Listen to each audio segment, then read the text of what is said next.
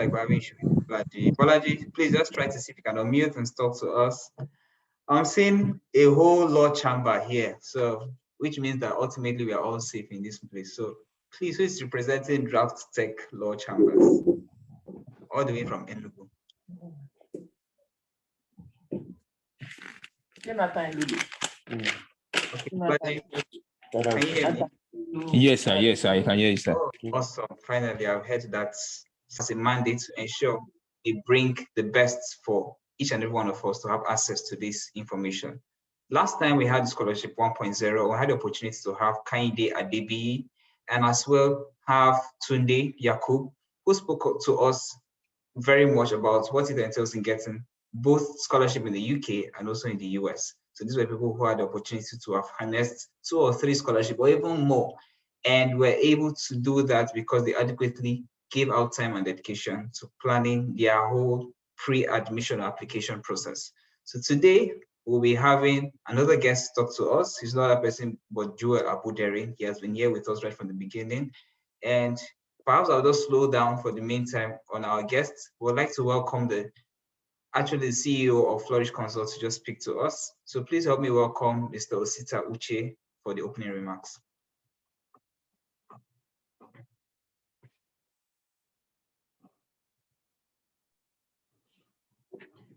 Hello, everyone.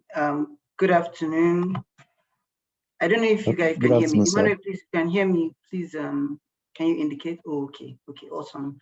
Good afternoon. My name is Osita James Uche, and I am the CEO of Flourish Consult. At Flourish Consult, what I and my team are passionate about is trying to connect people to opportunities, and we've been doing this for the past 3 years. We've done that by offering writing services and educational consulting, and we've been able to successfully help over 150 people get jobs, internships, and scholarships in several places. So what we are trying to do by putting together this program is to create awareness about all the several opportunities that people can access to be able to further their graduate studies ambition. We are a group of very passionate people that are passionate about Africa and the potentials that our young people have. So we've created a platform. The platform is called the Flourish Opportunities Network platform. What it does is that the platform sort of like connects people to graduate studies funding in a way that makes it really easier to be able to travel, because majority of the platforms online can tell you about the popular scholarships, but everybody can't access the very popular scholarships, and they're typically very highly competitive. So we try to do a lot of critical research to figure out all the different schools that have eligible funding that each and every one of our clients are eligible for. So that way you increase your chances of actually getting a funding for your graduate studies and be able to travel eventually. So we're really, really excited that you're here, and we look forward to you enjoying the program and connecting with us afterwards. Thank you very much, Uzim, for the opportunity. All right, thank you so much, Osita, and that was quite lucid. I hope we all were able to get every keen thing he had to say. So this is Flourish Consult, and you're all welcome. Each and every one of us are part and parcel of the family. We're all concerned about how we can be able to attain the best of our career growth, and that is why we have this opportunity. So quickly, without wasting much of our time, I would like to welcome our guests, who, like I earlier on said, is not the person, but Joel Abuderi. So let me try to introduce who Joel is to you. Joel is actually a very close friend of mine who I have known for at least a year. And Joel is actually part and parcel of the NUTM Scholars Program. He has actually also been an awardee of the Erasmus Mundus Scholarship. So quickly, let me just read it. Joel is a first-class graduate of mechanical engineering and actually the best student of his class. He is passionate about improving the energy sector and hopes to provide rural electrification in Nigeria by exploring wind energy. Aside that, Joel is actually a winner of the Erasmus Mundus Scholars, which is a fully funded European scholarship, and he has the opportunity to be in 2 different countries while undergoing this program. So also interested to know that Jewel is actually a recipient of the $40,000 NUTM scholarship program, which is in partnership with the MasterCard. And it's a program that is only meant to select 60 scholars in the whole of Africa to be a part and parcel of it right here in Lagos, Nigeria. Please join me as I make welcome Mr. Jewel Abuderi as he takes it on from this point. Jewel, you're welcome. Thank you so much, Emmanuel. Yeah, thank you so much, everybody. Happy Democracy Day to everybody. Happy, yeah, and we pray that the things that our country is going through with a better Nigeria for us all. Yeah. Amen. Yeah, thank you, Flourish Consult. Thank you, Osita, my very good friend, and I'm so honored to be here. It's a great privilege, and I'm really happy to share things. So feel free to somebody say loud and clear. Can you hear me? Okay. Yeah. Yes, I can. Okay. So I'm actually very nervous about this. So let me confess. So I'm doing this for the first time in this kind of environment, and so you help me get through this together. So if you have any question, you feel free to ask me. And so let's just delve into this. So before I talk about Erasmus, I would just share a little journey about scholarship in general, because I believe that every one of us here are probably trying to do one scholarship or the other. Erasmus might just be one of many. So I started my my scholarship journey as far back as 2017. 2017 was the first time I actually started my journey, highlighting the scholarship I wanted to go for. I know I highlighted CSC, that's not Commonwealth shared, but that of China. I also checked of CSS for UK. I also checked a whole lot of scholarships back then. I was even about starting the Shivning, but I just paused. So my first official scholarship was the Rhodes Scholarship in 2018 to University of Oxford, and I was rejected. And since then till 2020, I'd received over 30 rejections, and if not more than. Even after getting the Erasmus scholarship, I was still, one of them still sent me a rejection letter. So I'm just trying to say that I don't know it all, so I'll just share the little thing I know with us, and I hope that you pick one or two things which would help you. All right, so so let's just dive into it. Erasmus scholarship. I spoke with those people that my roommates and another person who spoke the last one, so that it's going to be a continuum of what we have been learning. I want you to stop me at any point you don't understand. I'll just pushing. So I would say that I will be talking about the generality of applying to scholarship, then I will talk about the specificity, and I would narrow down on Erasmus. So first of all, for scholarships generally, these are the things you need, right? Flourish Consult, attending things like this are part of the basic things. In fact, I'd never really applied for the Erasmus scholarship except when I applied, and that was last year, and it was through a webinar. So you are really in the right place. I would just say that. And I've been following Flourish, they've been doing a great job. So I would say that you are in the right place. And it was through a webinar that I was just wondering, then why had I not even applied for Erasmus? Because I had applied for other scholarships. And in 2010, I was actually, in 2020, I was actually shortlisted for the MasterCard Scholarship, University of Edinburgh. And had it been, I had had something like this, I would have gotten through, because we're just about 70 that were chosen in the whole of Africa. And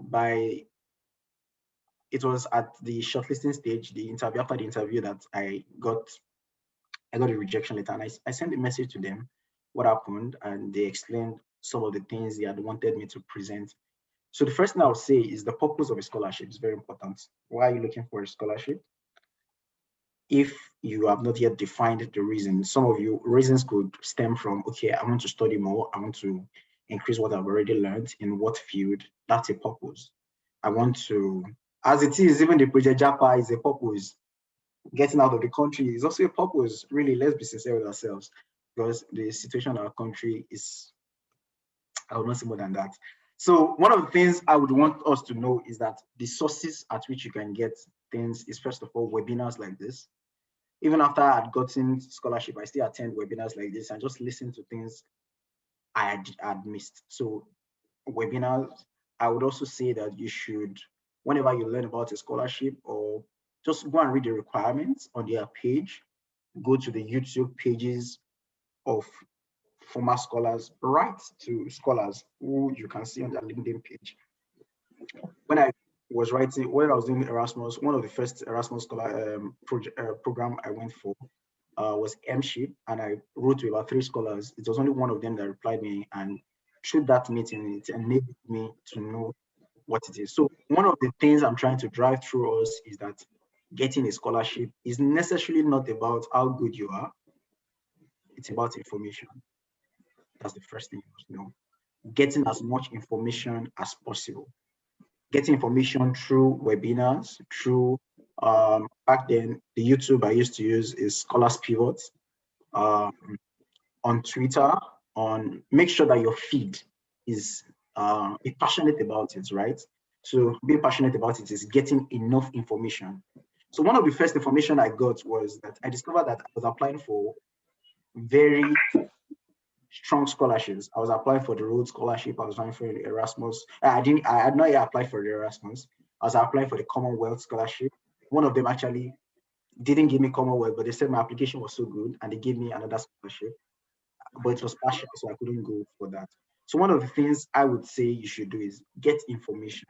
And by the time I went through the requirement of Erasmus Scholarship, I was like, what? Are you kidding me? The only thing they're only asking for is just one motivation letter. In fact, I was shocked because for Commonwealth Shared Scholarship, you have to apply, you have to submit about 11 scholarships, 11 letters, Essays. essays, 11. For MasterCard, I had to submit close to, was it 4? Even that of NUTM was about 4. Rhodes Scholarship will require that you have reference. My referee were about 6 for Rhodes Scholarship, and MasterCard was. Do you get it? I was like, so why did I? Why there's nobody that says the scholarship process has to be hard. Find out the one that best suits you. So the first thing is the purpose. The second thing is how to source. And the third thing is narrowing down on the one you want. So I'll break down the Erasmus Scholarship into 3, the pre-application, the application, and the post-application. Erasmus Scholarship, one thing you must know about the Erasmus Scholarship is it's not based on, it's not like other scholarships. So it is a master's scholarship that is based on research. It's not a taught masters. It's not like the ones you have in UK. It's not a taught masters. It's a masters that is fully research. And when you think about it, it's not also scholarships that say, come and learn the language for 1 year. No, your English, it's okay for you to learn. And Erasmus Scholarship, one of the things you must know about Erasmus is that the hallmark of Erasmus Scholarship is the mobility that they provide. When you check the full meaning of Erasmus, sorry, I don't know it. When you check the full meaning of Erasmus, there's something about mobility, maybe the mobility there where you can move across Europe. And that's the most important thing. I'm going to 2 countries. I'm going to Hungary and France. One of my friends is going to France, is going to Hungary, and is also going to Italy.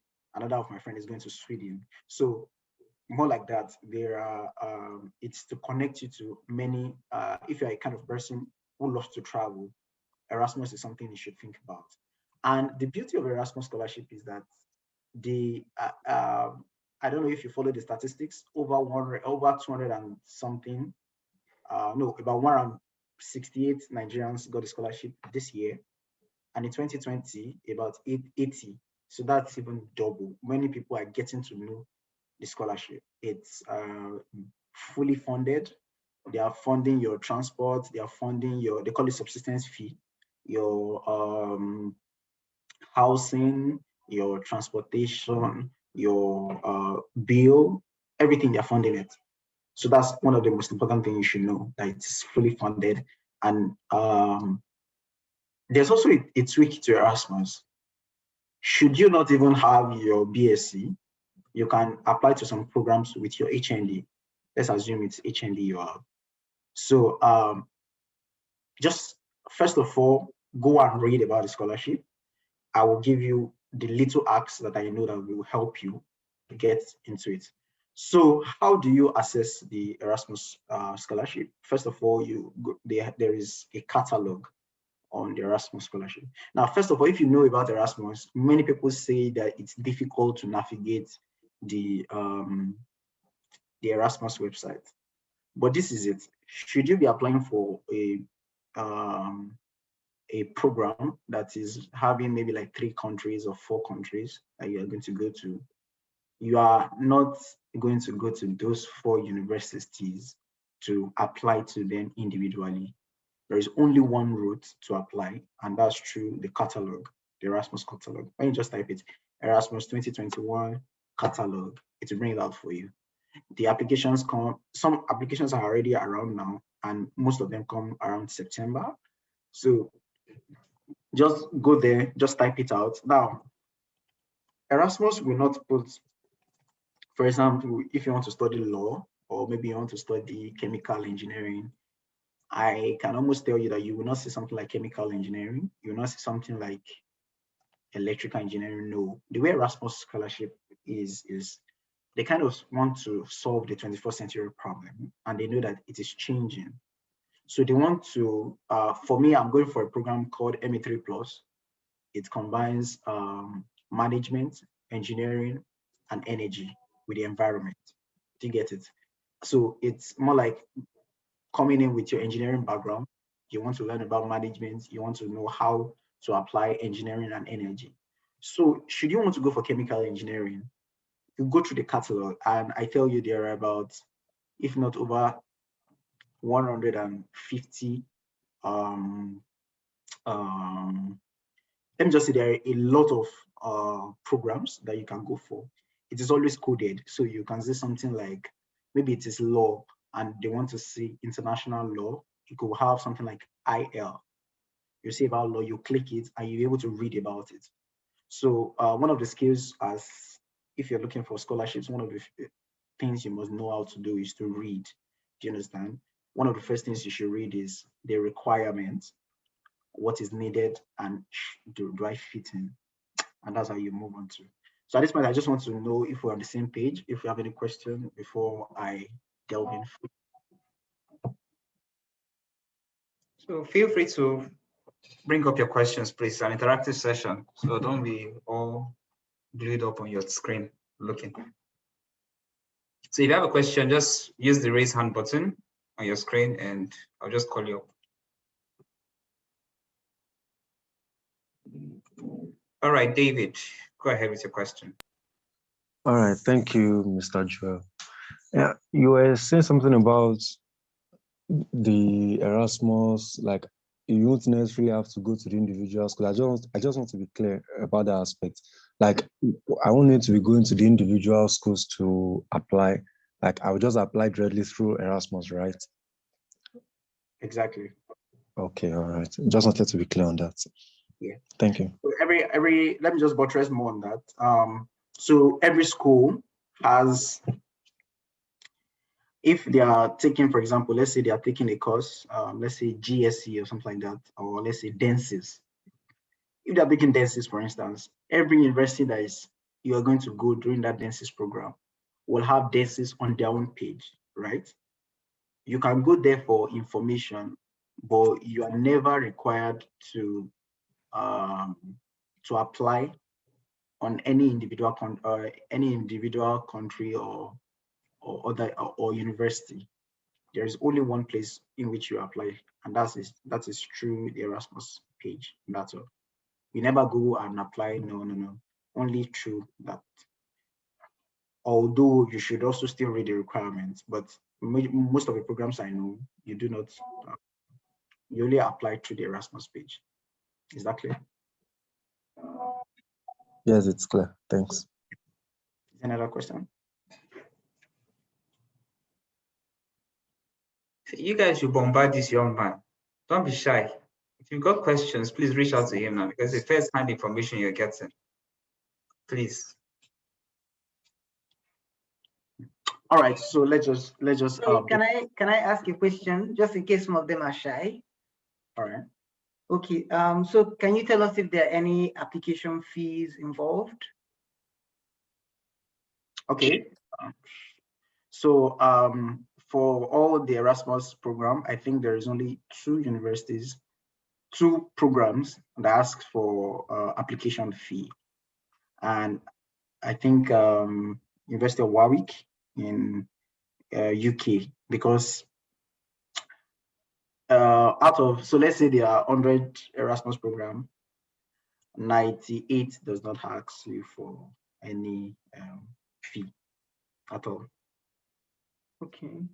Even some people don't even know that. I think only about two, because mostly nobody asks you. Okay. So are there English requirements, maybe IELTS or TOEFL? Great.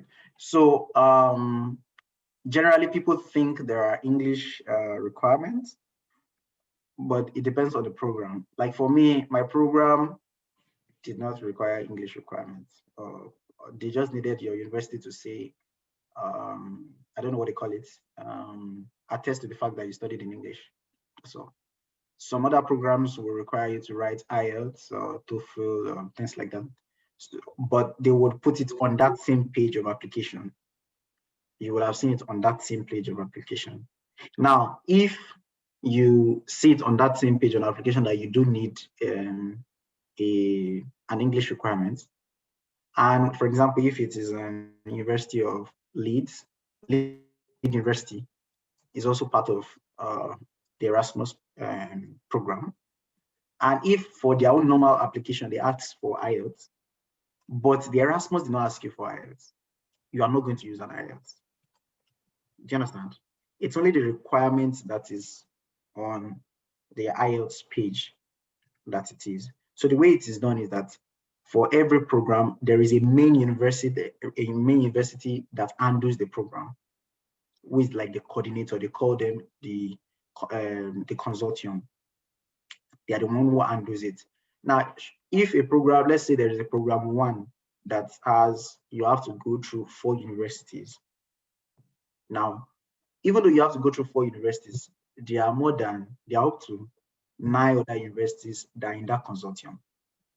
Do you understand what I'm trying to say? So the fact that you're going to 4 other universities does not mean it's those 4 universities that are in that program. There might be up to 10. And the reason being that after your first, second, and third semesters, maybe you did one in France, one in Italy, and one in Sweden. Your last semester is going to be an internship program with your project. That your internship, you can decide to do it in any of those other 9 universities, any of those other 9 countries. Should you be interested in doing that? Do you understand what I'm trying to say? So you are not just tied down to only those 4. You can go to any other university or any other country in that 9 distance to do your internship. Okay, Right. that sounds very exciting. They get to travel to different places. So just some more questions, because I figured that a lot of people may be a bit shy. So just compiled a couple of questions just to get the conversation going. I think there's some hands are raised up, so let's just give them opportunity. Maybe they might have your questions in mind. Yeah, so that's possible. David, can you go ahead? All right. Thank you so much, Mr. Joel.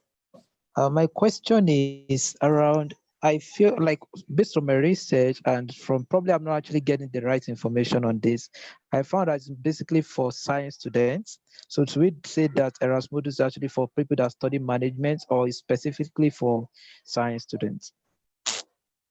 Thank you so much, David. Thank you so much, David. So Erasmus Mundus is one of the scholarships I know that cuts across every field, from science to art to commercial or whatever you want to call it. And the reason being that now, if you want to apply for MasterCard scholarship, for instance, your MasterCard scholarship in Edinburgh gives you 5 courses or 6 courses that you can apply to. One is energy, one is information, one is, there was law last year, there was no law this year. That's all, right? And I think one in management of business. Commonwealth shared, as good as it is, you will have a hard time if, for example, your background is mechanical engineering and you want to do something in chemical engineering. You will have a hard time convincing the judge or the jurors that that's what you want to do.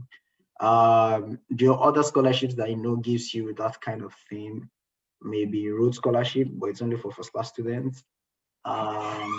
Which other scholarship? Maybe CSS, but I'm not too sure about that. But basically, Erasmus cuts across. Now, the trick in it is that Erasmus will not write law.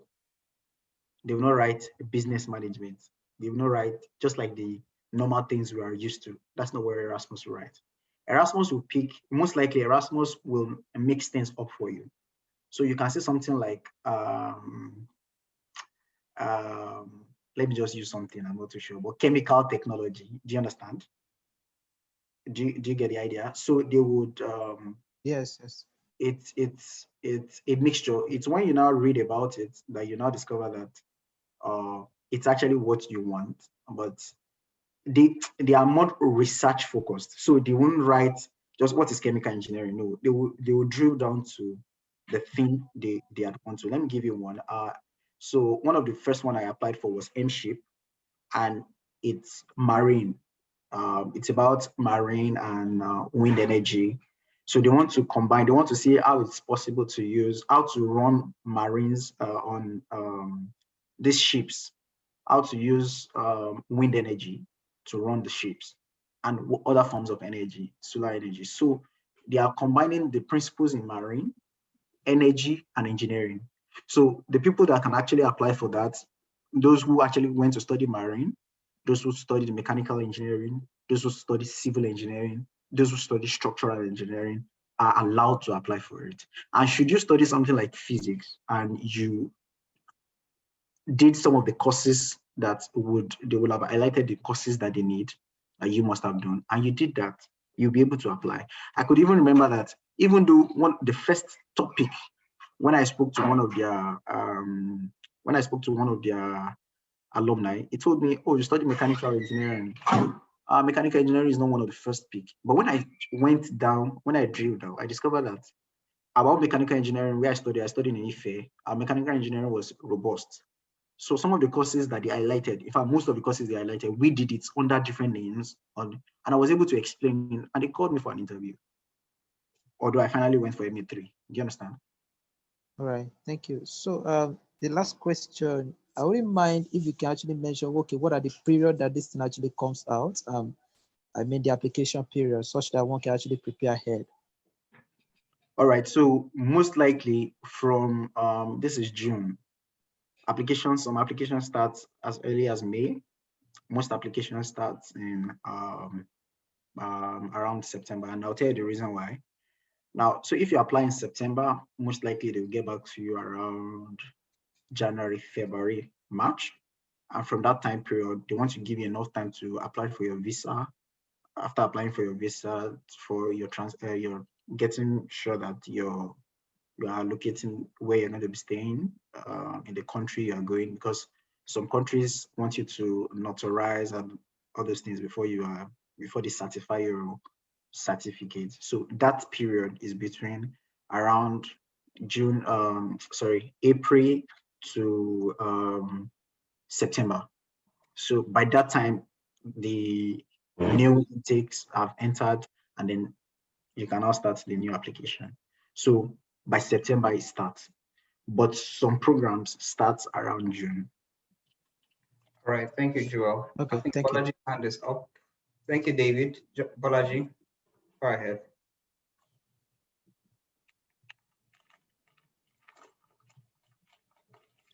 Bolaji Samuel, you're still muted. Good evening, Mr. Joy. Thank you for the counsel and everything. I want to ask, is it possible for one to, is there any application that can avail someone to have a kind of PhD direct? Is it possible? Okay, thank you so much, Mr. Bolaji. So let me get your question straight. Do you mean, is there an Erasmus that gives you PhD directly, or do you mean after Erasmus, could you get a PhD direct? Or is there an application that you can apply for a PhD direct, which is not Erasmus? An application that can Erasmus that comprises of PhD direct, and if there's another application that that everyone with PhD direct also. Okay, I'll answer that. Thank you so much. So that question, I needed to clarify it because it was very funny that so some of our Erasmus program, we have PhDs, people who have actually done PhDs and not, I don't even think they did their PhDs in Nigeria, coming back to do an Erasmus program. And the reason being that Erasmus gives you the opportunity to work an opportunity for straight up research and moving around a whole lot of other countries where you can work. And apart from that, you also have an access to work in a company for the period of 6 months. Now, Erasmus does not give you, I've not known about it. I know that I saw one university trying to do that, Erasmus program, but I'm not too sure, so don't quote me, please, that has PhD, that they are looking towards PhD Erasmus. I'm not too sure, but I saw something like that. But typically, Erasmus is not a PhD, it's a master's program.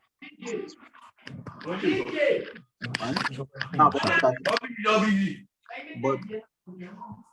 Please, if you're not saying anything, can you just mute your mic? Thank you. But if you are interested in a scholarship that will give you a PhD straight from your BSc, that is very doable. And your guess is as good as mine. Is going to be US. US allows you to move from your BSc straight to your PhD. In fact, my roommate is going for his PhD and he had about 3 PhD offers. So it depends on you. And it boils down to the first question I asked on your purpose. So I didn't want to apply straight for a PhD because of the knowledge gap between US and Nigeria. I felt that even though you graduated with a first class in mechanical engineering in Nigeria, how much practicals do you know? I felt stepping down with a master's in Europe will help me bridge that gap. And that was the reason why I focused on my MSc first and making plans for a switch, if that helps you. All right, thank you, Joel. Thank you, Bolaji, for that very succinct question. Daniel, your hands are up. Can you just go ahead? After Daniel, we have Emmanuel. Hi, Joel. Thank you very much for your insight. I mean, before now, I went to the website and I was completely lost, but I've been able to navigate through. So what I wanted to ask is, seeing the programs, can you apply to more than one? Or is just one you have to pick from the list of programs that align with your field? Okay, thank you, Daniel. And I just somehow feel that I know this Daniel. Daniel, yeah. Right. So so there is an Erasmus golden rule that you only apply for 3 Erasmus programs, only 3 Erasmus programs. And it's very important because even if you apply for 10, and you get into the 10, they will give you really. Now, but after they've given you, they will submit all these applications back to European Union. So one of the first things European Union will do is to check these awardees. Did they apply for more than 3? And they will know, because it's only, I told you, you only apply on the Erasmus page. So it's going to be very sure that, oh, this person applied for more than 10, and they are going to retrieve it back. You understand? So please, the golden rule, apply for 3. Now, let me tell you, I wouldn't advise you to apply for 2. Please, if you're applying for Erasmus, go all in, apply for the 3. So I applied for 3. One called me and finally said that, oh, rejected my application even after I'd gone for the interview. The second gave me an admission, but didn't give me scholarship. And then it was the third that gave me an admission and scholarship. You can say I was lucky, sharp. So please apply for all the 3. And people get all the 3, then you have to choose. But I kind of like to be in the situation where I have all the 3 applications, then I have to reject them, then they reject me. Do you understand? So in summary, shoot your shot. Yeah. All right. Thank you very much. All right, thank you, Daniel. So I think you can put your hands down, Bolaji as well. So Emmanuel, you're free to go. Spot is yours. Thank you, Mr. Jewel, for having me. This is Emmanuel. My question is just a simple one. So though I joined late, I didn't join when you guys started, but I don't know if you really portrays this. Is Erasmus scholarship only for, I mean, what are the chances of people, do they count grades, as in the grade you graduated with? Do they put that into considerations? What are the chances of someone that made 2-1 second class upper? And what are the things they look out for? Is there any, do we need to write a research proposal so that some of us can start ahead of time against September this year? I mean, what are the chances of somebody that did not make first class? And if you did not make first class, what are those things you need to add to your application to boost it, like publications and all that? And is there need for research proposal? Thank you. Thank you so much. And so what I would say is that everybody looks at grades, right? That's the first thing you need to know. If I tell you they don't look at grades, I'll be lying to you. But the way Erasmus looks at grades is a different way than everybody looks at grades. So when somebody messaged me for the same program that I was going for, I think he also finished with the first class, and he was asking me what happened. And I think his own first class was even higher than my own. So he was asking me why when I went through his application, I went through my own. It was easy for me to spot the reason. I could speak French, he could not speak French. It's as simple as that. So the thing is that each Erasmus program will list out what they want. So my Erasmus program listed out that they want you to, your grade, I think my grade was about 20% or 30% or 40%, I can't remember, but it was not up to 50%. They call something, how intercultural are you? That was 20% or so. And they asked me, how many years of experience have I had in energy? That was another 10%. They asked me how many percent, how have I worked, like in terms of not just in energy, but my general working experience. That was another 20%. They now asked me for my transcripts, no, not transcript, my motivation letter. My motivation letter was another 20%. And my reference letter was maybe like 30%. Do you see the breakdown now? And they are going to follow the breakdown. So how did I answer the question? My grade, if first class was, I think it was over 40. If first class was, no, I think it was lower than that, maybe 30. If first class was 30, I think it was 20, I can't remember. But if first class was, let's say first class was 30, a 2-1 was, they will give you a grade of 20, I think there was only 26 or so. Do you understand? The breakdown, the difference was not even too much between first class and a 2, right? How do I prove that I had worked? They give a reference letter from wherever you have worked or whatever. And that's what I showed that, okay, especially through my CV, that, okay, I've worked in this thing. And that's what I submitted. What else? Intercultural, I told them I could prove my intercultural thing because I could, I could speak French and I'd written exams in French. I submitted that. I wrote the DELF exam. They asked me for my English proficiency, which I told you they did not ask me to write IELTS. They only asked for if a school, my school can certify that I studied in English.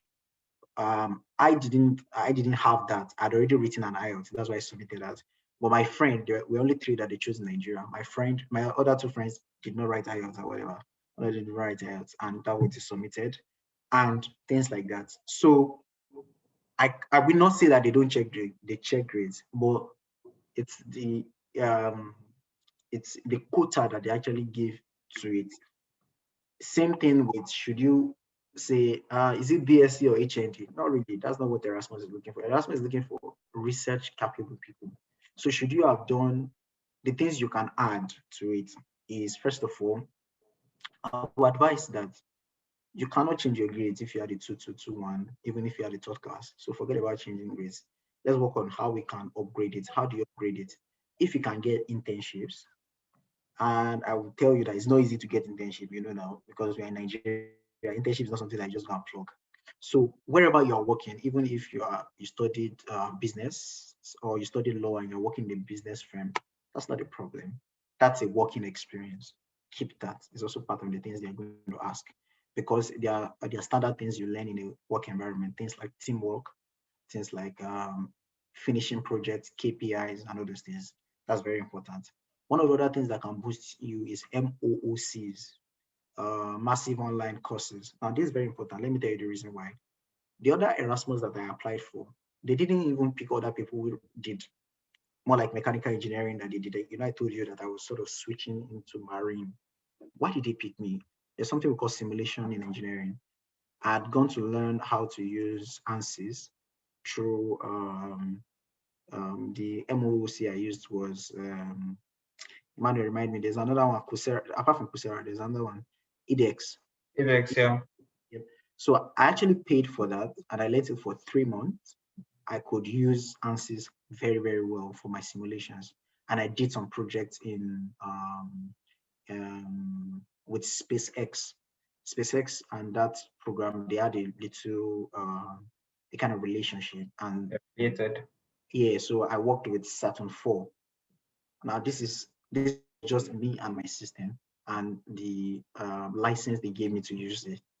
And when I highlighted my project, they were very interested in that. And that was the reason why they called me, just because I did a program in an MOC. So don't do an MOC that is, if they are the ones that you would pay for. Now, this is the arc. If you are doing something on edX, there is a 90%, they can give you a 90% fund, how do they call it? Maybe scholarship funding, sort of. So you don't need to pay the full thing. And that's what I applied for. So instead of it being the normal, maybe like 60K, I paid maybe like 6K. Of course, if 90% is already gone, that what they want to be sure that you actually finish it, because it's quite stressful. And I was able to do that. So first of all, find out the course you want to apply for. Find out if they are taking it in the year you want to apply for it, because it's not, all the Erasmus program doesn't continue. The one I'm doing presently, this is the year they started it. They were doing ME3 before. They ended their funding last year, and they're starting ME3 plus. And I knew that. So I found out something in that line.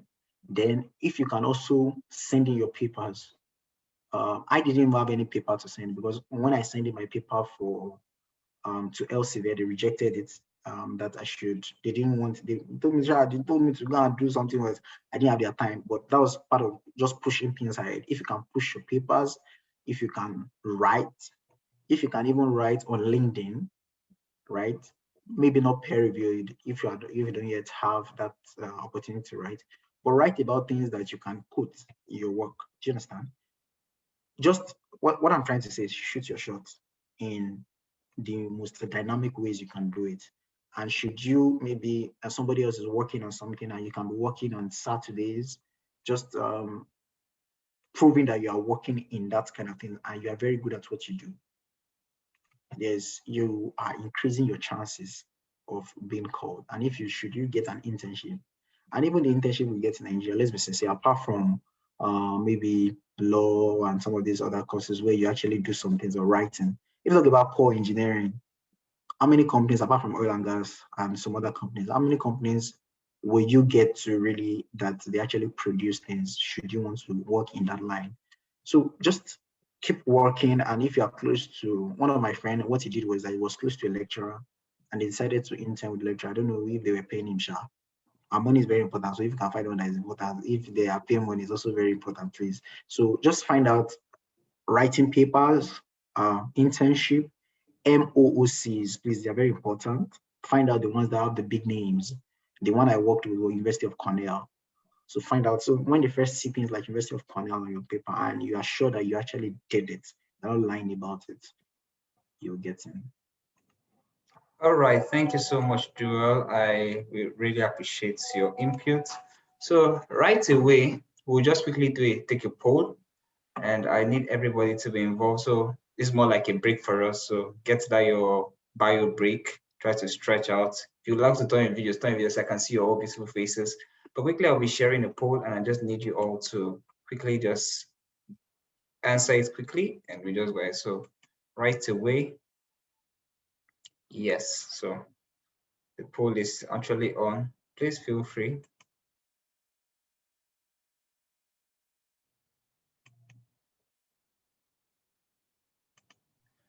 Emmanuel, I think the poll should close like in the next 2 minutes. All right, no problem. Okay. So hope we can all see the poll, please. Can I get responses? Can you see the poll? Yeah, we're getting responses. All right, okay. But we need more responses. Google Digital Skills for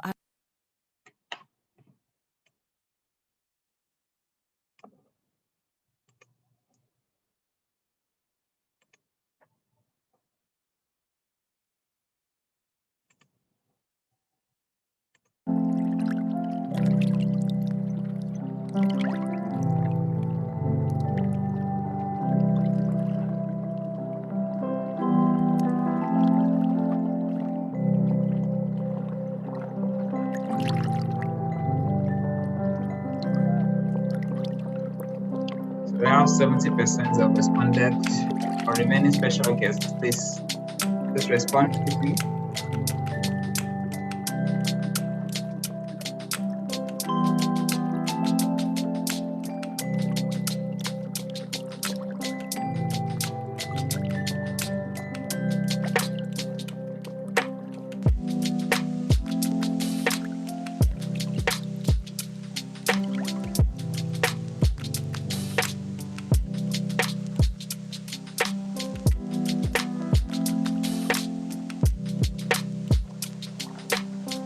Okay, so I think we have the results of the polls. Almost 80% of everybody present voted, and we have a winner. We have a winner. The winner is that the application process is tedious, several essays, long form, and so on.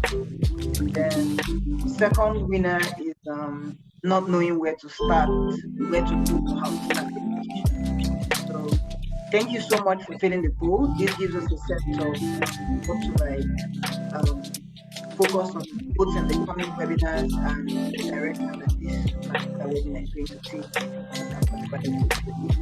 Thank you, Zim. All right. So, ladies and gentlemen, back to where we were. So, I will just welcome back our guest while he just continues from where he actually stopped. So, Joel, please, you can have it. Thank you so much, Manuel. So, so the people who say that they've tried applying and it's quite tedious, I'll just reiterate that you should go back to the page, the catalog. I know that everything you need to do is on the catalog. There's going to be something like they will write results.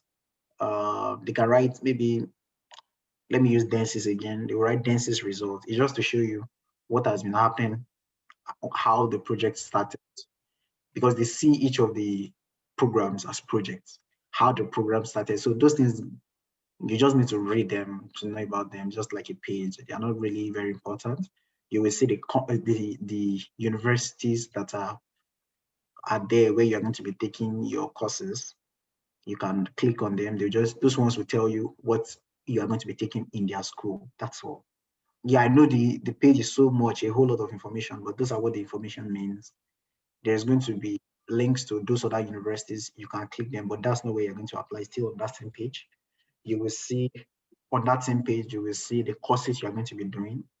They also tell you about the years when they started it. And finally, they will now tell you apply, like where to apply, or fax, then where to apply. You understand what that is? So it's not a difficult kind of thing. And then you can reach out to Flourish Consult. We could always work something out. So that's that. One of the other things I would say is let me now drill into the specifics of your application. Your CV is very important when you're applying. There is your academic CV, and this is the way you arrange it. So the CV I used for my application was the CV I used. They always tell you to use the Europass CV. There is a page for the Europass CV. The spelling is euro and pass.com or .org. When you just write, you can just Google Europass CV. From there, you'll be able to upload things and you'll be able to download it. You understand? It's as simple as that. And I could also share it with Flourish Consult if you want a Word editable document of that Europass CV. If you don't want to do it online, it's also it's also there. So you must apply with the Europass CV. Don't use any other type of CV, Europass CV. And how do you apply? For your academic CV, do not put your work experience as the first thing. After the normal, your personal information, your biodata, and the rest. The first thing you must put is your academics, like the schools you went, the projects you did. And many people are always, maybe young graduates, are always wondering, what exactly have I done that I'm putting my project? Let me demystify it a bit for you. When you put your school, maybe you finish from University of Benin, while you're in school, you must have handled some projects. So for someone like me, while I was in school, I handled some 10 papers that I did while in school, or a project or an assignment that's like a project. Now the first thing you must try to understand, you must understand the mindset of the white man and the white mindset of we. When a white man gives you an assignment, it's almost like a project. That's how they see it. You understand? It's just almost the same thing when they call their lecturers professors, and they are not professors in our own setting. So you must understand, when they give you a project, they are very thorough in their assignments. So sometimes your assignment that you did in school, which you were very thorough with, maybe there are some even assignments that you did that you had to defend. Do you understand? It's not only your projects that you did that are in school that counts as your research experience. Some projects that you did, maybe you are sorry, I'm going to STEM, but let me talk about management. Maybe you did a case study of how, maybe you did a case study on ergonomics, on how Dangote's cement has its location in Ibese. What was the managerial thinking in that? And you did a project and you really carried out the research on that. And when I mean research, I don't necessarily mean you mixed chemicals. Do you understand? Research could be working on the research that other people have worked on. So you must understand the different types of research we have. It's not necessarily that, okay, you worked on this project and it was peer reviewed. No, they know that you're just undergraduate students and they understand the difference between our own learning system and their own learning system. So you must just be able to prove that you worked on that. Example, in my case, while I was in PAT, 2, I worked on the term paper on heat and mass, and we were able to develop, we actually built a petrostatic tube. And I put that because I did that. Any question you ask me on that, I can. And if I forget it, I'm going to read it again. While I was in part 3, I worked on some other projects. In part 4, I worked on a biomass setup that we used animal dung from the school farm. I put that there. Do you understand? And it shows my trajectory. That's even before I put my undergraduate projects that I actually worked on, like deep working on. And before, in part 5 too, I did a project in motor IC engines. So those are key projects that I know I did, and a dynamic simulation of IC engines. I put it there. I'm not an expert yet, but those are the things I've worked on.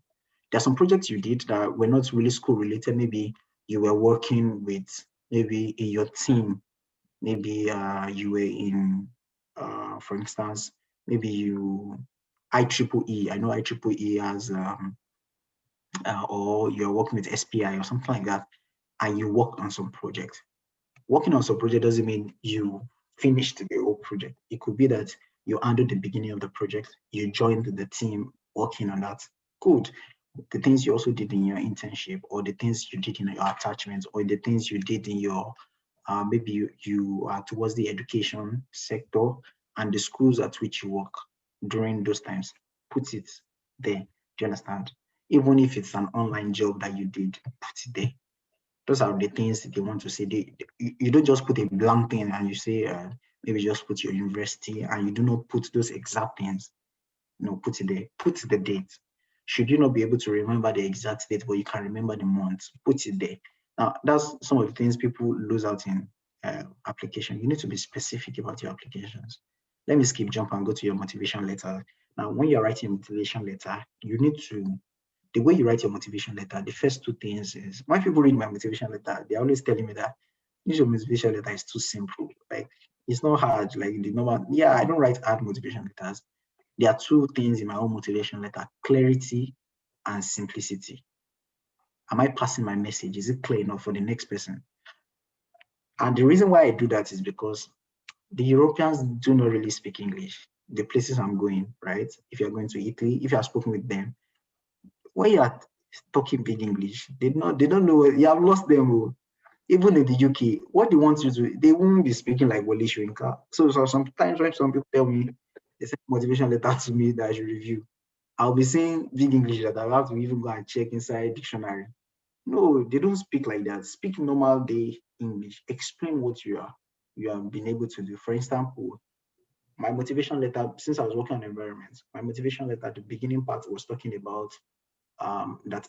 So it was a true story. The day I went to, my mom's from Warri, and when I went to visit, I discovered that she took me to the jetty and to the refinery area. Towards the refinery area, I saw a place filled with oil. Like, there were no plantation, the fish, there was nobody was fishing about. And because I was doing energy, that struck something in me. By the time I went in part 4, I went to Port Harcourt, which, if you know the road very well, is after Warri. Little drizzle, rain was just falling, and my white shirt, those people, they are really suffering, really. Apart from the money, my white shirt was getting stained, and which, being a learned person, I knew that it was the soot in the air. And I told them that for me, I feel that those people will die soon or something like that. Like, they are being exposed to something like that. I don't write die soon, but I'm just trying to tell you that that's what it was. And I told them that there could be a change in that. And that's the reason why I studied mechanical engineering, and I'm changing towards. So I didn't start with, when I was small, I was playing with electronics, or like people used to do, or that I was, or I dreamt, or no, you don't need to write those kind of things. Write the things you did. Start, a place where you can start from is your university. You don't necessarily have to go to secondary school, or if you did something very important in secondary school, maybe you're part of, some people were part of some kind of, maybe they were doing STEM, some very insightful projects while they're in school. That's also okay. So start from your undergraduate. Even if you are working on something law and you want to work on law about the country or something, you can start from there. Maybe your work in this. They want to see the progression. They want to see the clarity.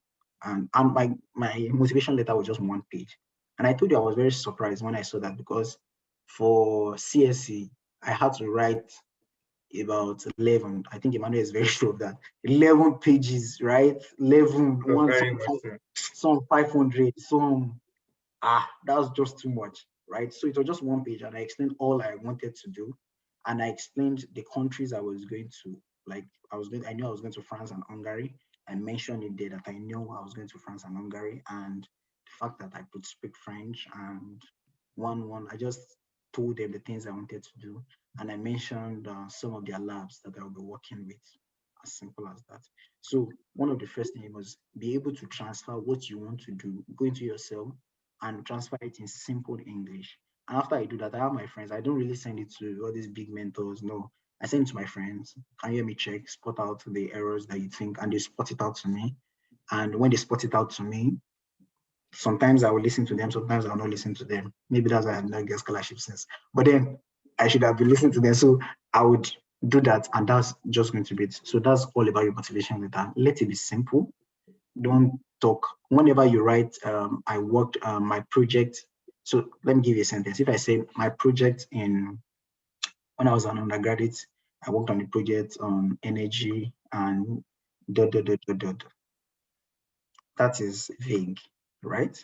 So, but listen to it, something like this. I worked on a biomass project in 2019 when I was an undergraduate at Obafemi Awolowo University. I and a team of 4 worked on. Do you see? I'm painting the picture to you. Do you understand? So, and then when I put full stop and I say that specifically I was involved in the designing of the biomass project. And I tell you, some people like to use things they call star and situation. I don't do all those things. I just tell you what I did and how specific. If I say, okay, I took a bottle, I want to describe the bottle for you. I took an Eva bottle. It's different from I took a Ragulis bottle, or it's different from I took a Dove bottle. Do you understand? I paint the picture to you. And how do I paint the picture? With dates, don't forget. With location. Maybe you have done your NYC and you want to say when you were doing your NYC, don't just say NYC. They don't know what NYC is. Don't forget. Not everybody that knows NYC. You are writing to. So you might just say, well, I did a 1-year program, a national program serving my country, and I did it in, mention the place you did it. Don't just say Anambra. No, if you did it in one state in Anambra, maybe in Lagos State now, maybe you did it in you did it in Agege. Mention that. That's you cannot lie about something that is. They want to be sure that you actually did what you did. So mention it. Don't pass the word count that they make sure you don't pass, right? Put everything you did in that line. There's some things that are not as important as it. Streamline everything. You might have done many things. Maybe you did something in civil engineering, you did something in mechanical engineering, but what you're applying for is in mechanical engineering. Stream what you're applying to. Maybe what you're applying for is in business. You worked in many places, but you worked on that business and capitalize on that thing that you did. Do you understand? And that's all about that there. I've talked about the CV. I've talked reference. Yeah, please. Reference take about 20%, and that's very important. That's what some people don't know. So one of the things I would say is write your reference yourself. When you are telling a lecturer to write for you, send a draft to them. What should your draft contain? They should not say that I know this boy is a very excellent boy, is an intelligent person, is an intelligent girl. No. That's not what you should write. So when I did write my reference letter that I sent to my lecturer to send for me, what I did was I went back to my academic transcripts and I took out the courses that he even taught me. And I said, I knew him this year, between this year and this year. He was a very excellent student. And now this is what I use. I showed and I did not tell. So I told him that I took him, like in the voice of the lecturer, I took him engineering, thermodynamics, engineering mathematics, and these are the courses. These are his grades in these courses. Out of a total of 78 students, I believe he's one of the best students. You must also be able to tell them that he's very good at expressing himself in English. Narrow it down to some of the little things you did while in school that the lecturer also knows. The lecturer, if you graduated with a 2-1, let the lecturer also testify to the fact that you graduated with a 2-1, because they want to believe that the lecturer is an independent body, so he will not want to tarnish his image. Put that he is also very good with teamwork and things like that. Those are the things they want to hear. So do not just make noise about the things you are saying, but show them, okay, you are very passionate about child education. What exactly have you done in that line? Maybe you just organized a program that there was no name, they can't even trace it online, but you know you did it.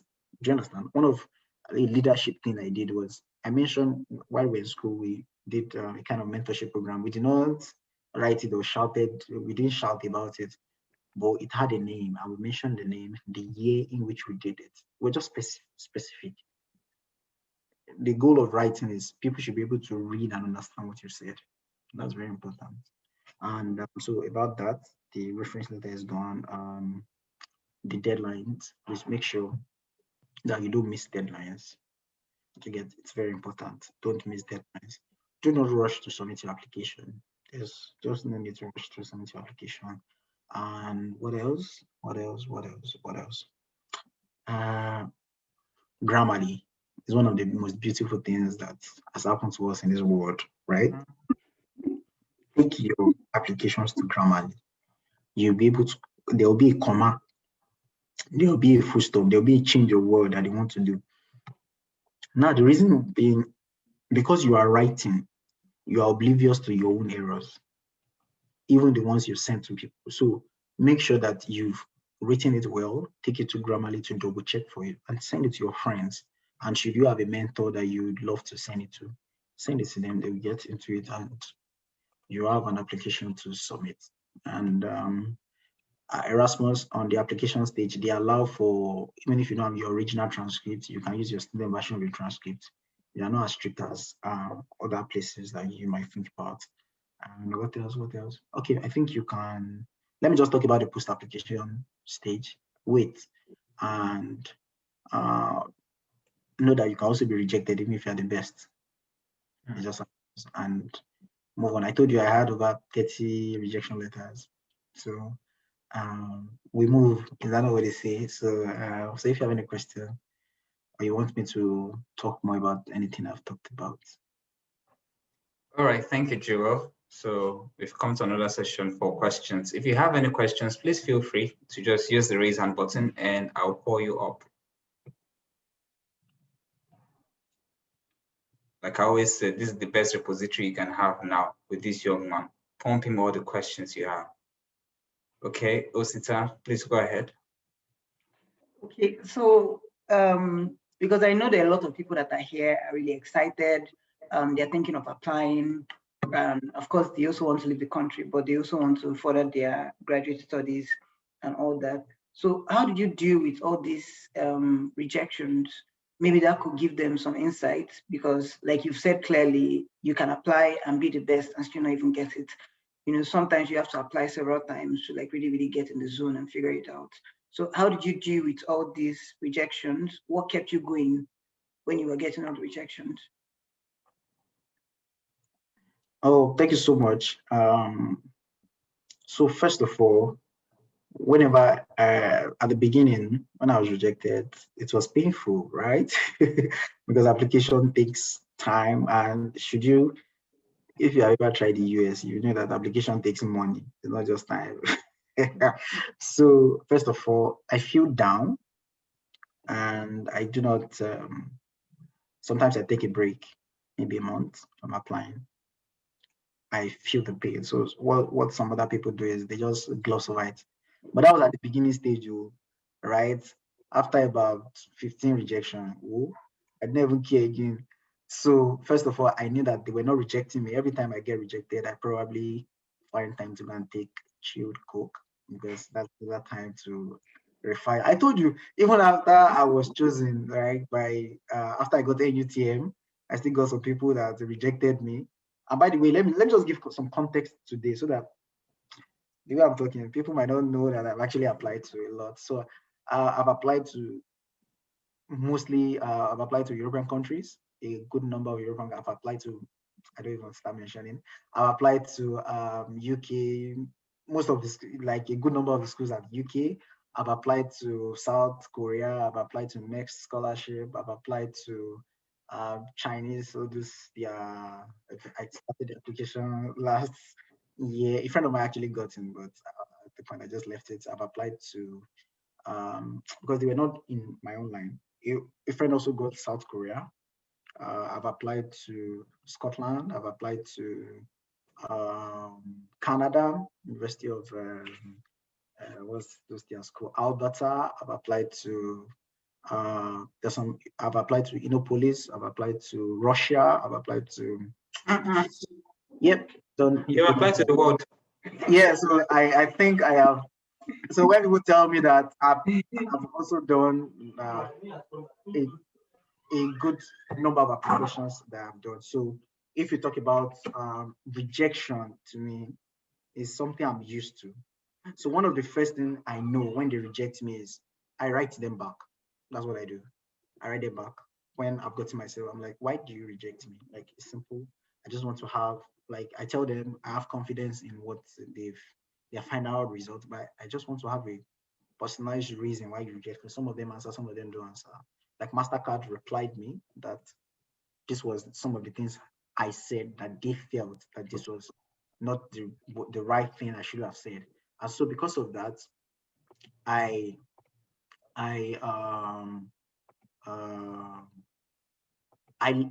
noted that. Do you get? So immediately I noted that it was easy for me to apply for the next scholarship. And me and a friend that finally got to the last stage that were rejected, it was, I think that was one of his maybe early scholarships, and he was really down. And that was last year. I told him, you don't need to be down on this matter. And by December, he was the only one chosen for the there was an island scholarship in Nigeria, the Caseman scholarship. He was the only one chosen in Nigeria. And by March, because I had known what MasterCard asked, two of my friends who got into MasterCard, when they got to my own stage, I was one that took them through some of the things that was needed. And so they were chosen for MasterCard. In fact, one of them gave MasterCard a rejection letter. He said he's not interested and he went to US. Do you understand that kind of thing? So don't in your mindset, don't think that you cannot reject these people, right? You are not coming you are coming as a learned person too. So you are an asset to them, even though they are paying for the scholarship. But what you are giving to them in terms of research is more than the scholarship. And they know it. It's only here in Nigeria that we don't value what we have. Do you understand what I'm trying to say? So whenever I get a rejection letter, sometimes I take a break. Sometimes these days, I don't even send. Like, I probably just get a drink and celebrate the rejection. Send me the mail on what exactly what do you think I should have done better? I've applied to South Africa too. So if you know the QECS scholarship, there's some scholarship I've applied to that I haven't forgotten. Yeah, applied to PR. Yeah. So University of Johannesburg, I think Stellenbosch. So a good number of them. So what I'm just trying to say is that we're human beings. We can be rejected. Rejection is possible. Like at the beginning, it might not be easy, right? But just add it as part of the normal thing. And then a friend of mine this year was even concerned about which one. They got US fellowship. Emmanuel knows who I'm talking about. Sister knows who I'm talking about. He got US, he got MasterCard, he got Erasmus. Do you understand? So yeah, it's going to be a time of forming. But this is what happened to me. Whenever I get a rejection letter, I ask them what was wrong. So immediately I asked them what was wrong. I now know what exactly I'm supposed to improve. Now, let me give you something. The same application I sent for Commonwealth that they rejected me, I just twitched it a bit and sent for MasterCard, and they accepted me. In fact, if you check it very well, there were sort of like errors but they read it and they were happy with it, and they called me for an interview. So scholarships could be biased too. Don't forget that. So just keep shooting your shot, the ones you know that you could get in, and you would get in, basically. All right, Joel. Thank you very much. So I just have one quick question before you round up, because we're out of time. For the interview stage, you made mention a lot about interviews. So what would you advise? What should we expect when we are being called up by a jury and say, okay, come and stand and probably like tell us everything you wrote down, if it's true or not. So what's it like for an interview stage, and what should one expect? What's the best card you should play, in essence? So except it's an interview for maybe a country like UK, never believe what they say that they are going to ask you, right? So for example, UK will tell you, maybe MasterCard will tell you that they will ask you, they might not even tell you what they will ask you, but majorly they will ask you about yourself, what you've written and things like that. But if an Erasmus program tells you that same thing, never believe that. So that was one of the mistakes I made. When it was towards the end that I knew that when they called me for an interview, the first interview I had, they told me that they just wanted to know about me. But it's not about me they wanted to know. They were asking me, they asked about me, right? But they were asking me core engineering questions, like core engineering questions that are around about what you want to do, right? Something like they were asking me about Bernoulli equation. They were asking me, well, if you have not read that, you cannot really remember sharp like that. So what I would say is that it boils down to getting connected with people that have gotten the scholarship. Some of them can help you do a test run. They will test you on the scholarships, right? They will do a whole lot of tests for you. Do like about 30 tests. And test doesn't mean that you have to be very serious about it. Find somebody that will interview you who is also maybe has won the scholarship. And that's why places like Flourish Consult is, I'm sure this is one of the things they will be offering. People can come and say, okay, this is the scholarship we had, and they have called us for the scholarship. How can we be tested? And do a whole lot of that. And when you do a whole lot of that, you will be well prepared, and you go in and fly. And then this is another thing you can do. You can drive the interview. Do you understand? Because interview is just 30 minutes, right? Most likely. So when they ask you some questions, you can drive them to where you want them to go. Do you understand? For example, if you are maybe like a US kind of, and if they ask you to ask a question, never be quiet, ask them questions, right? Read about it and ask them questions. Drive them to the direction you want them to go. If they ask you technical questions, read around the technical questions. The ones you do not know, find something to say. Don't just say, I don't know. No, don't say like that. So basically. All right, thank you. So I think that there's a question on the group chat. Someone asked, Emmanuel Orji asks, is there any age brackets for Erasmus Mundus Scholarship? So for Erasmus Mundus Scholarship, I don't think so. But please confirm, but I don't think so. All right, so I think that also answers. Somebody that came to do, had already done his PhD and came back for a response. So I doubt. All right, thank you. Wally, I think that also answers your question. So for the meantime, I don't think there's any age bracket, but still try to find out the requirements of the program you're applying for. So Osita, I don't know if there's any other question from you, or does anyone have any other question? Yeah, Okay. I have a question because I was reading around the Erasmus scholarship, and I saw something about the residency requirement. So maybe Joel can throw more light on that, just in case some people here also saw that and they were wondering what it was about. Thank you so very much, Osita. So residency is just, you want to be sure that you are still, the Erasmus scholarship wants to know where you are living. The reason being that they are going to pay for your transport from where you are living to the destination of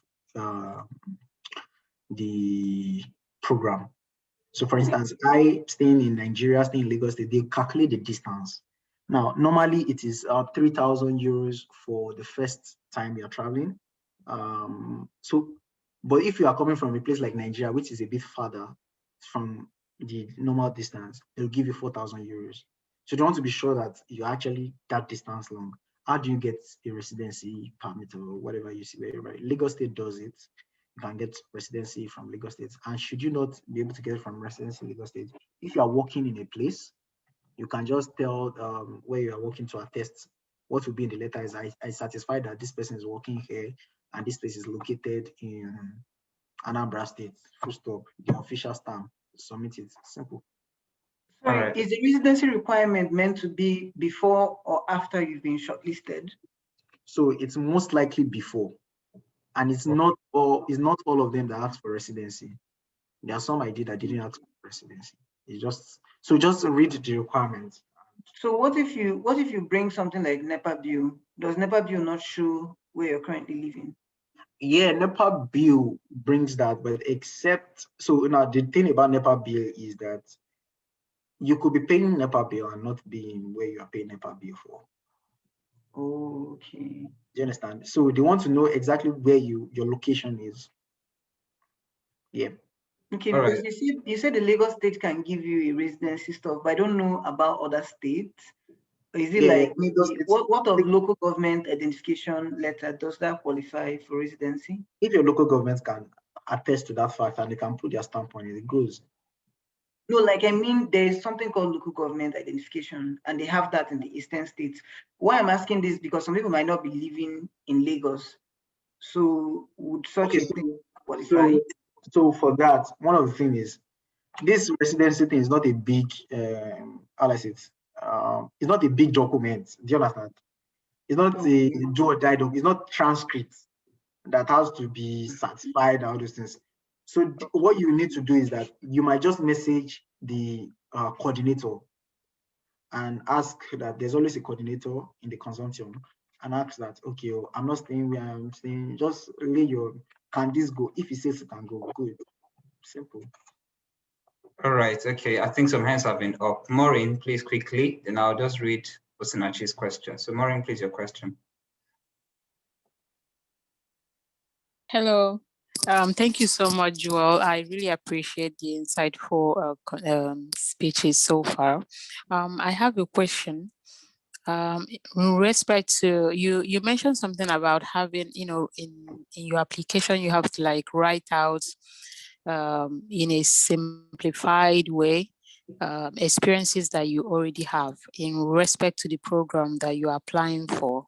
So my question now is, what if I have like a new program that I would like to apply for, yet I don't have experiences?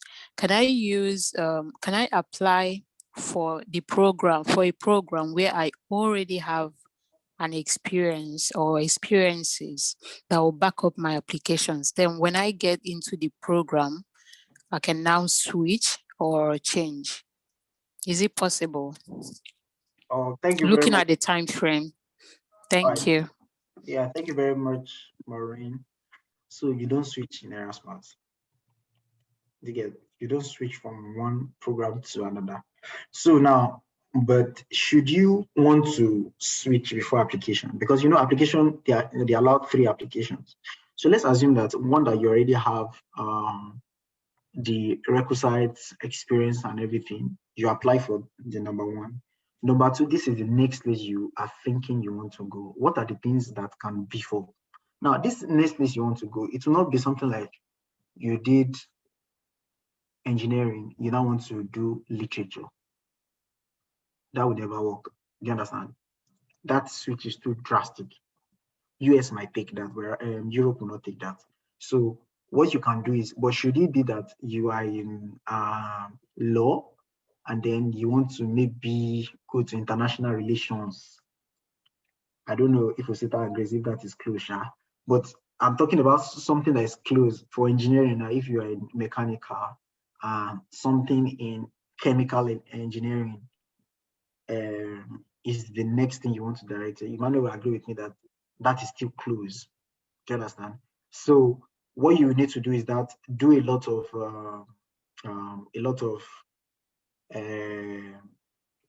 MOCs that will help. I think that's fine. Yeah, Emmanuel, over to you. Thank you. So, thank you. Okay, thank you, Maureen. Usnashi is asking for more elaborations on the recommendation letters. So you made mention of recommendation letters. So can you just elaborate? Some people came later than after you made mention. So the recommendation letters, I would probably send something to Osita that you will share LOR. And what I just want, what I've said earlier on in recommendation letter is that you write your recommendation letter yourself, send a draft to the person who is going to send it, like your lecturer. Make sure that it attests to the fact that, okay, this person finished from this university. I know this person, but don't let it be vague. You don't say, oh, this person is a very intelligent person. No, everybody is intelligent. So not just this person is a very intelligent. No, show and not tell.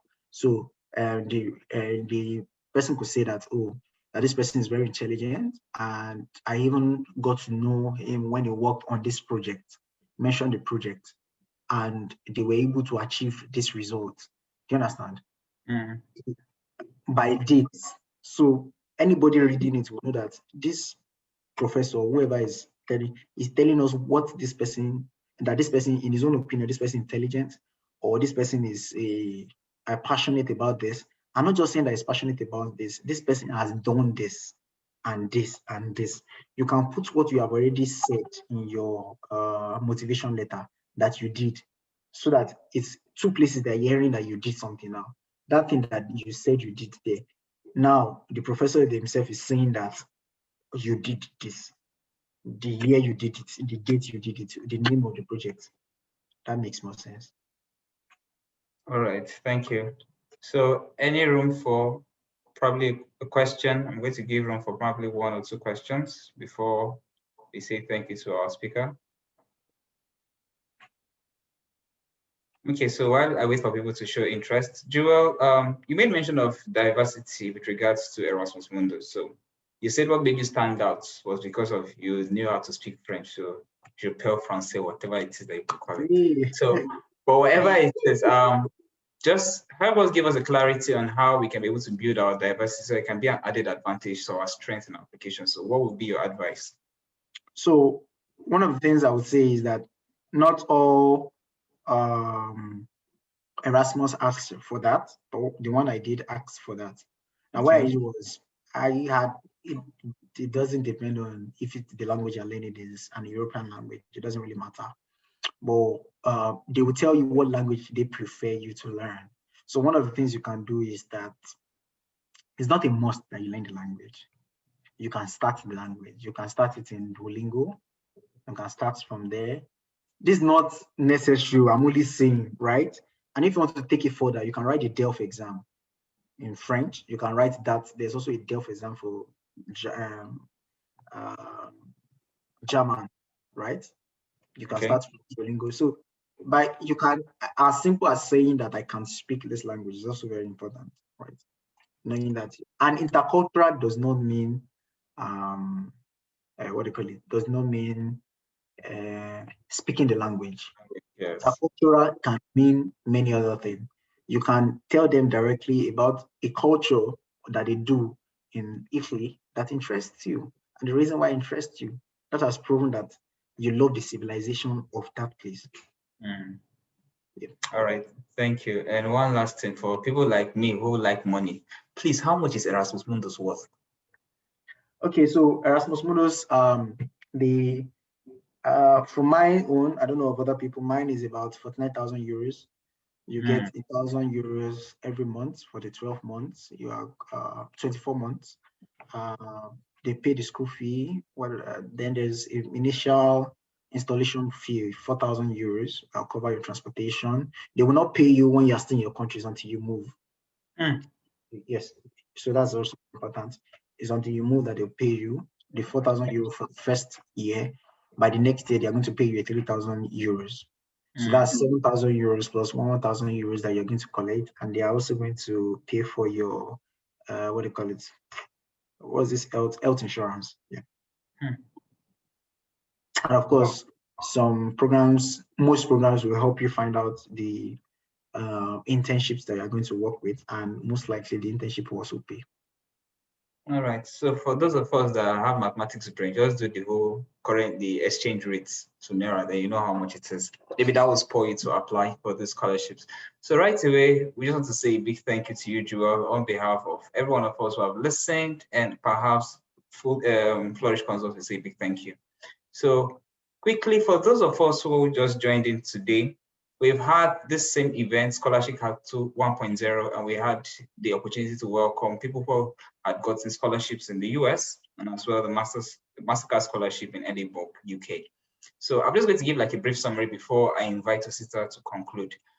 For those of us who are really interested in studying in the UK, Joel has just given us an idea of what it means to study in Europe through the Erasmus Mundus. So, but for the US, in case you want to go to the US, it's more or less like there's an opportunity for both masters and for PhD direct. So it depends on what you want. So in doing that, there are several stages to it. Hope you all can hear me, please. Yes. Yes, All we right. can. All right, Yes. cool. Good. I'm not done to pastor that's preaching.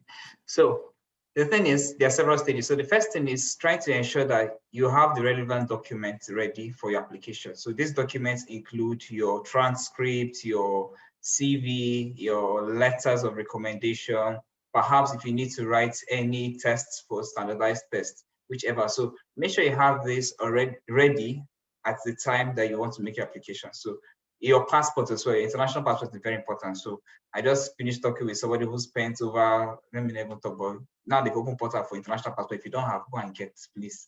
So get your passport is very vital. The next thing is try to understand where you want to go. So what is the prospect for you? What do you want to study? What is it that you want to research on? So that should help you tell which school you want to apply to. So you do your research on the colleges you want to work, maybe not colleges, but the professors you want to work with. So find out from professors or just make your research. So places you can go to find schools that meet your courses that you want. So example is the US News. So USNEWS.com. So usnews.com, it gives you the ranking of different schools and which one that interests you. So reach out to look out for their profiles, see what it is that they've done. Look out for their faculty members that are doing things in line with what you do. And once you've seen people that you feel you want to shoot your shot at, please send them a mail. It's always advisable to reach out to these professors because they're looking out for students that are willing to work with them. So if you can tell them that, hey, this is me and this is what I do. So I'm not going to give you like a holistic of everything, but if you need more, feel free to consult Flourish Consult. They'll give you an extras to everything you need. So, but that is that. So when you're able to successfully reach out to a professor and he is happy to work with you, then you cannot go through the stage of applying to these schools. Now, applying to these schools requires you to submit those documents that you have gotten ready. So it's very, very important. Submit it. Some of them are required to pay application fees. So Joel made mention of that. Erasmus Mundus is free.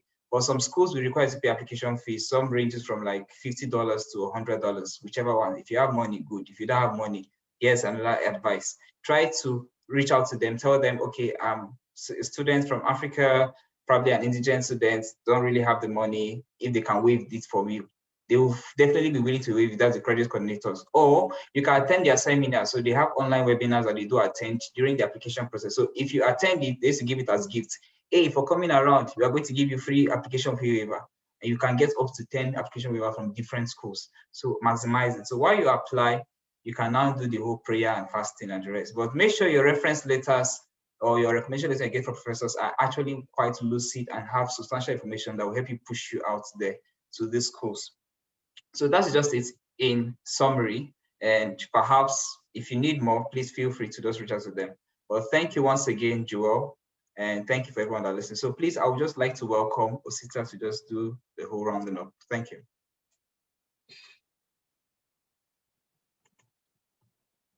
Hi, everyone. I don't know, can you hear me? Yes, I can hear you. Yes, I can. Yes, I can. Oh, okay. Just a minute. Because someone was asking on the chat box how they can get the YouTube channel to watch.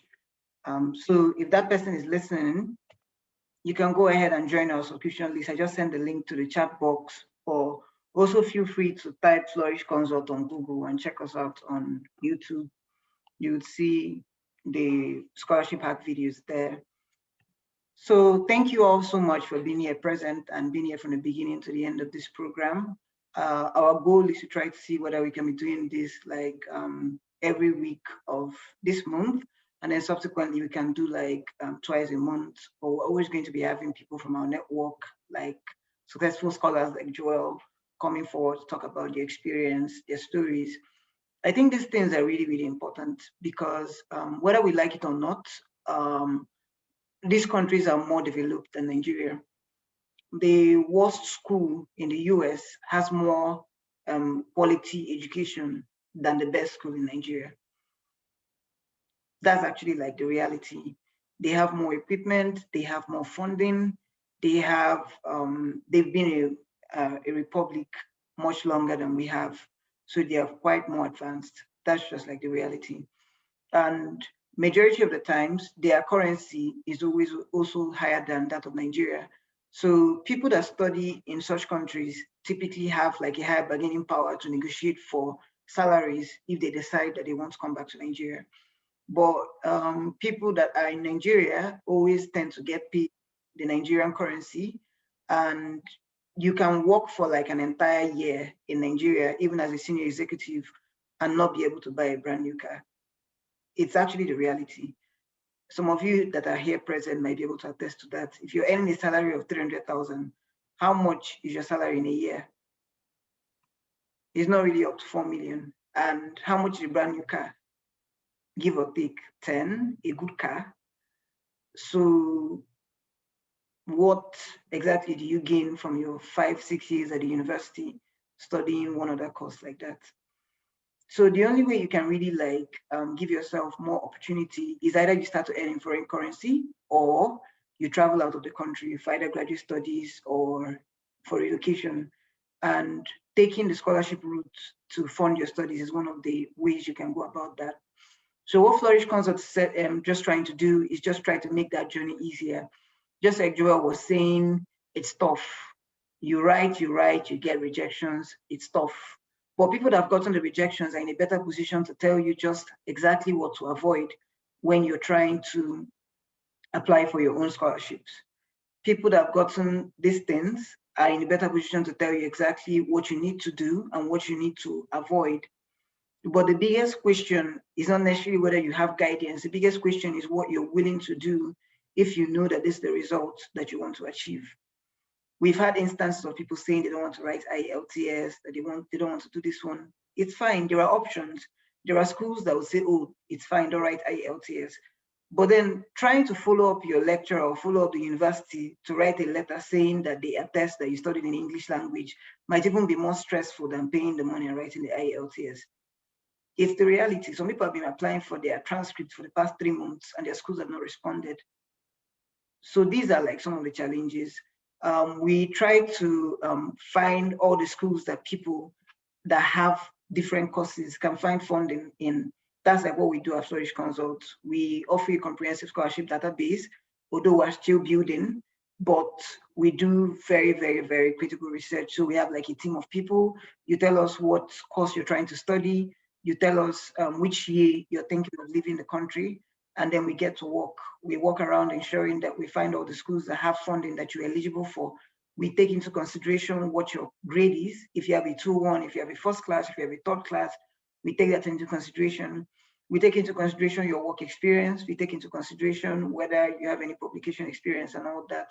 So, and then we also have like a network of fully funded scholars, just like Joel that just finished talking about the Erasmus Mundus Scholarship.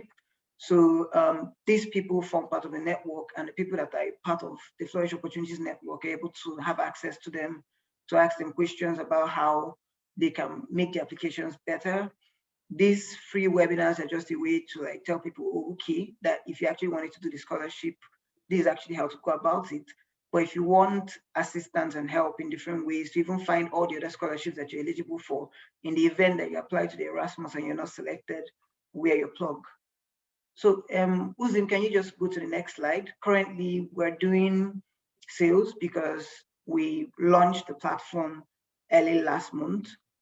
So for the Flourish Opportunities Network, you can join us as a premium subscriber. if you join as a premium subscriber, these are the things you're going to have access to. We're going to do a personalized scholarship report that is relevant to your area and country of interest. Then we do free consultation on your school application. Then do personalized accountability reminders. We know that you're busy.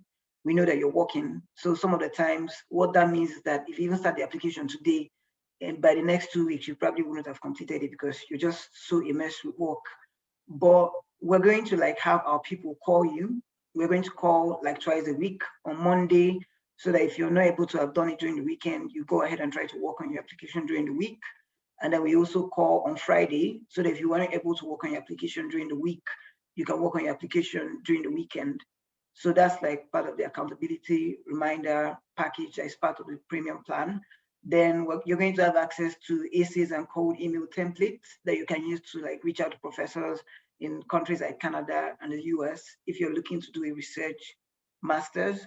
Then preparation resources like GRE, TOEFL, and IELTS in the event that you have to write GRE for people that are in engineering and science background. And then of course, if you're thinking of doing an MBA, then of course, access to the fully funded scholars as mentors. So Uzim, can you go to the next slide? There's also the basic plan. We have this premium plan for different people, and then we also have the basic plan if you don't have enough resources to pay for the premium plan at this time.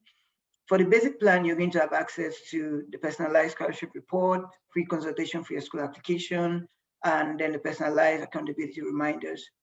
So this is where we are at this point, and we really encourage each and every one of you to join us so that we can get this graduate studies ambition started. So we just uploaded the links to each of the plans on what's on the chat. In the event that you're interested, so you can just go ahead and click on it and you see it right there. So can you go to the next one? So we're actually doing sales. That basic plan is meant to be 10,000, but we took off 50% off because this like you guys that are here present are the people that are interested in actually like pursuing your graduate studies and that are very serious about it. Because to be able to commit an hour or two to learning more about the scholarship shows that you're really, really interested in actualizing your dream. We want you to succeed. That's like the idea. We're trying to connect you to this type of opportunities, and we look forward to working with you. So very quickly, just because we're almost out of time, Uzim, can you like show them a sample of the scholarship report so that you get a sense of what we're trying to do as Flourish Consult and how easy it's going to be if you're actually working with us, as opposed to when you're trying to figure it out all by yourself, when you don't really have all the information. Give me a second. Are you doing that right away? Yes, I am. Pardon me. And done. Okay. Yeah, so this is like a sample of the scholarship report that we're going to prepare. And then it's like a dynamic document. So because the subscriptions are monthly, the subscription is not like a one-off payment and then we work with you for 2-3 days and we let you go. The subscriptions are monthly. What this means is that we're going to be with you for the entire month. And if you've already begun to do the scholarship report, we're going to keep on adding new things to it every other week so that you have as much robust options as possible. So that just like Joel was saying, you can get to apply to like 10 different schools that have fundings that you're eligible for, as opposed to just applying to 1 or 2 schools like the Commonwealth and then the Erasmus. Those are really great scholarships, but not everybody will get them. And if you still want to travel either ways and you're still looking for funding, it does make sense that you have access to like different options that you can choose from. So this particular client wanted something in public administration. So we went ahead to 5 schools in the US that had funding. And what we did was that we wrote out the school fees of each of those schools, and then we indicated what scholarships those schools were offering. And for each of the documents, you have the links to the scholarships there. So you don't have to like start to go on Google to type out the scholarship. You just click on the document, the link on the document, you take it directly to the scholarship page. So then you can see the requirements. So the goal is that if you see how much the scholarship is offering and you see how much the school fees is, then you can determine whether you want to go for that scholarship or whether you want to go for another one. And we indicate whether the scholarship is full or whether the scholarship is partial, as you can see that from the document. So can you just scroll down? Because when we did this for the clients, we realized that the Europe had more funding for that particular course than UK and the US.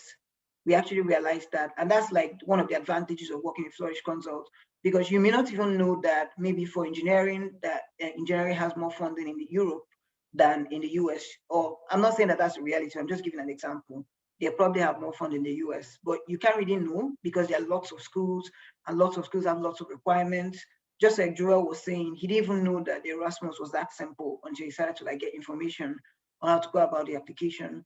So instead of like writing lengthy essays for scholarships that won't accept you, by working with us that are already doing the research, we find out which of the schools have scholarships that you're eligible for that are also not very tedious, so that you can like apply your energy in the places that have like the highest chances of you getting the scholarship.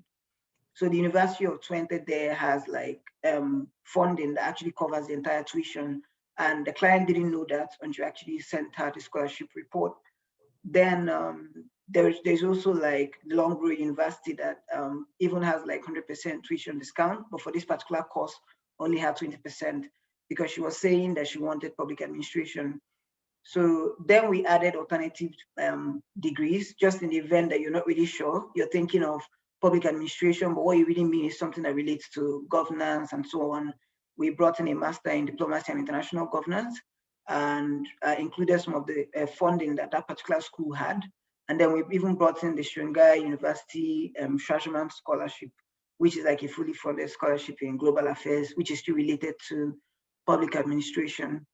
So yeah, that's what we do at Flourish Consult. We take away the majority of the work, which is like doing the research and getting the information.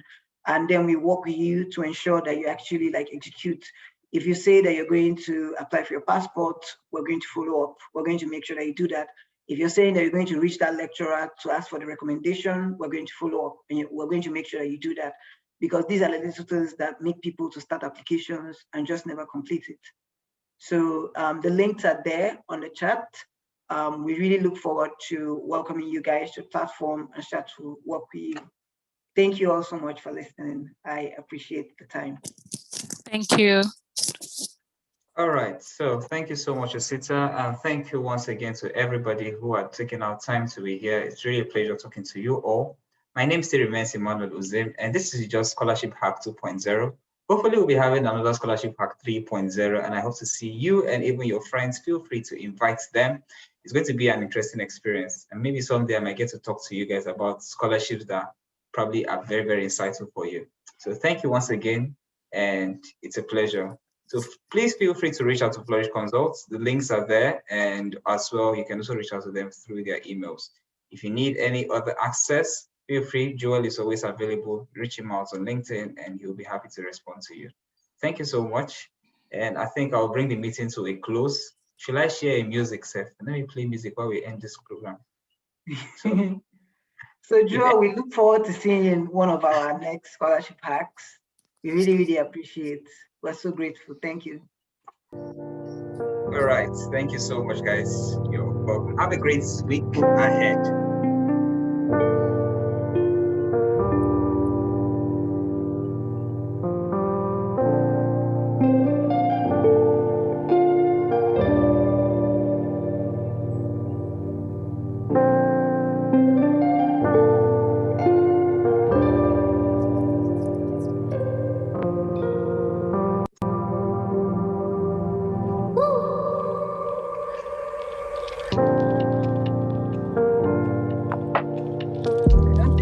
I think you're enjoying the program. You want to